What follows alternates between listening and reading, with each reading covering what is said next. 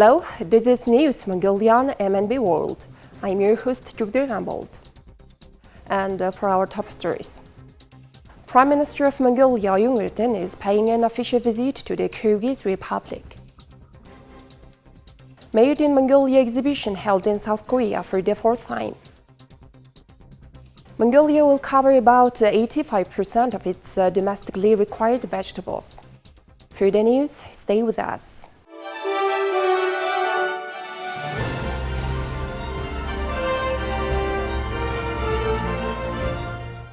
The Prime Minister of Mongolia, L.Oyun-Erdene, embarked on a significant working visit to the Kyrgyz Republic, bolstering diplomatic relations and cooperation between the two nations. Prime Minister L.Oyun-Erdene's visit began with a warm reception at Mans International Airport in Bishkek, where he was greeted by officials led by the Deputy Chairman of the Cabinet of Ministers of the Kyrgyz Republic, Adil Baysalov.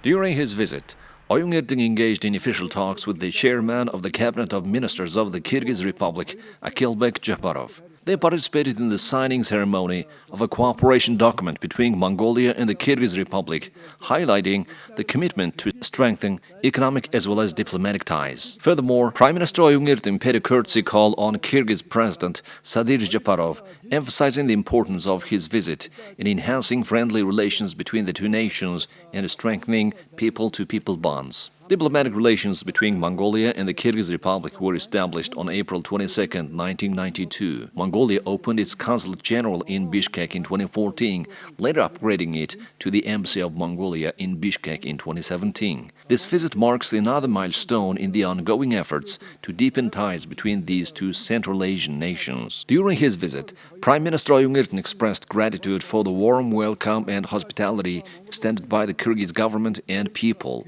He expressed his willingness to further solidify traditional friendly relations and enhance cooperation in trade and the economy. The visit also provided an opportunity for Mongolian Prime Minister to convey the warm greetings of the President of Mongolia, Khursulukh, to Kyrgyz President Sadir Japarov. Additionally, he congratulated Kyrgyzstan on the successful organization of the extended meeting of the Council of Heads of Government of the Shanghai Cooperation Organization member states, further underscoring the significance of such regional cooperation. Both parties affirmed their commitment to pursue close cooperation in implementing the decisions reached during the state visit of Kyrgyz President to Mongolia in July 2023, emphasizing the shared goal of strengthening bilateral ties and fostering mutually beneficial cooperation in various fields. The Made in Mongolia and Korea exhibition was organized for the fourth time in Seoul. The exhibition is held to boost economic and trade cooperation between the two countries, promote Mongolian products in the South Korean market, expand foreign market networks for Mongolian producers and businesses, and attract investors. Mongolia is famous for its cashmere products. Lately, various shows and dramas shot in Mongolia are becoming popular, which has a good impact on Mongolia's image and its products. For the last 30 years, we have developed our mutual interest as democratic countries. I want to highlight the importance of developing small and medium-sized businesses. We are introducing our local products and also working to attract more investment to Mongolia. We also awarded Vice Chairman of the Dengdemun District Citizens Ombudsman Commission with the Friendship Medal by the order of the President of Mongolia for contributing to developing business and trade between South Korea and Mongolia. I think this award is an appreciation of my efforts. I will continue to work hard to promote partnership between the two countries, and I will pay attention to Mongolians living and working in Korea. The first two events were supported by the Embassy of Mongolia in South Korea. At that time, around 120 to 190 million won was generated from sales. This year, we expect around 200 million won. We suggest boosting online trade platforms to increase sales in the South Korean market. We are conducting on-site marketing and promotional research, such as 2-for-1 sales and 50% discounts. I always thought I would buy Mongolian cashmere when I visited the country. I am happy I came to the expo. Today I bought a warm hat and arm warmers. Монгол гэхэр ноол үрэх алдартай. Over 80% of vegetable harvesting in Mongolia has been completed. The current harvesting session work is expected to conclude mainly by next week. Mongolia has expanded the area dedicated to vegetable cultivation, and it is being emphasized that this year's harvest is satisfactory. However, unlike previous years, the potato harvest appears to be inadequate. Farmers are expressing concern that there might be a shortage of about 30,000 tons of potatoes to meet domestic consumption. This year, Mongolia is projected to meet over 85% of its domestically required vegetables. The vegetable harvest has largely been concluded, while the potato harvest has already been completed, with the produce stored in cellars. Our company, based in Khorezhsum Seling province, specializes in producing potato seeds. We cultivate potatoes on 60 hectares of irrigated land, meticulously growing and utilizing our own seed technology. This has resulted in varying yields across different varieties this year. For instance, the Gada variety yielded 22 tons per hectare. Our new variety named Seling 5 produced an impressive 38 tons per hectare, while early harvest varieties yielded slightly less at 18 to 19 tons per hectare. In total, our company achieved an average harvest of 22 tons per hectare this year. Mongolia typically harvests between 190,000 to 195,000 tons of potatoes annually, a quantity sufficient to meet domestic consumption. However, this year the yield has not yet reached this level. As a result, there is a possibility of shortage of potatoes in early spring, potentially requiring to obtain seed potatoes from foreign countries. This year, potato growth has been limited, resulting in smaller-sized potatoes. Consequently, I anticipate that potatoes might be more expensive this coming spring. Additionally, due to heavy rains, some diseases emerged, further affecting the crop. Given these circumstances and considering the potential influence of weather conditions, I believe that by next spring, the matter of potato seeds will be a critical topic of discussion, possibly leading to a shortage. The U.S. Embassy in Mongolia officially announced that applications are open for the 2024 Tech Girls program. The program is designed to empower young women with a passion for science, technology, engineering, and mathematics. The summer exchange program is accepting online application through December 9th. The heart of the Tech Girls initiative is a transformative 24-day experience in the United States organized in collaboration with the U.S. University. Participants known as Tech Girls will engage in an immersive technology and computer camp, followed by an eye-opening journey to cities like Austin, Chicago, Denver, Cincinnati, Detroit, and Seattle.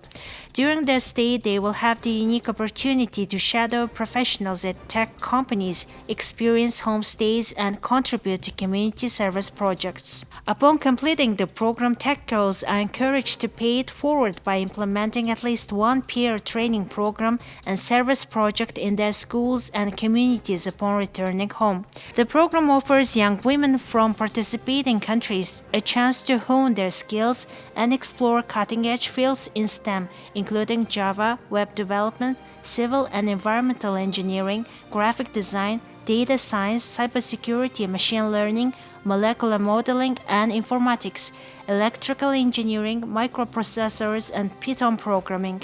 Applicants must meet specific requirements to qualify for the Tech Girls, be a Mongolian citizens currently residing in Mongolia, be aged between 15 and 17 years old at the program's commencement on July 6th of 2024, demonstrate advanced skills and a keen interest in technology, science, engineering, and mathematics in their academic studies, have a clear intention to pursue higher education and careers in STEM, particularly in technology. Tech Girls 2024 promises to be a life-changing experience for young Mongolian women, equipping them with the skills and inspiration to excel in the world of STEM and contribute to the ever-evolving tech landscape. Please take a look at currency exchange rates provided by the Mongol Bank.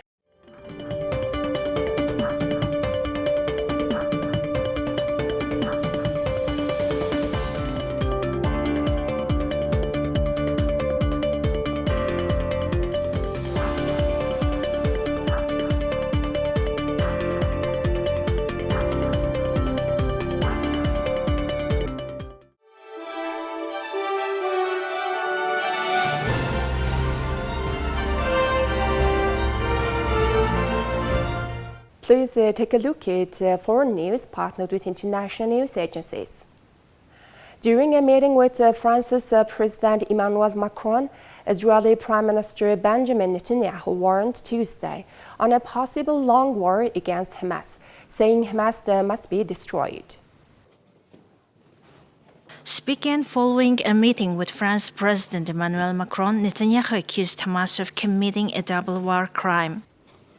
President Macron, Emmanuel, thank you for coming to Israel. Your support, that of your delegation, is highly appreciated. On October 7th, Hamas waged war at Israel. It was the worst terrorist attack the world has known since 9/11, but for Israel, proportionately, it was like 20 9/11s. It was the worst act of anti-Semitic violence since the Holocaust. I described to you some of the horrors. It's impossible to describe all of them. But like Anne Frank, Jewish children hid in attics from these monsters, and they were found and butchered. As in Babi Yar, Jews were machine-gunned in killing pits. Hamas butchered, Hamas beheaded, Hamas burned babies alive. Hamas raped, Hamas kidnapped hostages, over 200, babies, children, elderly, Holocaust survivors.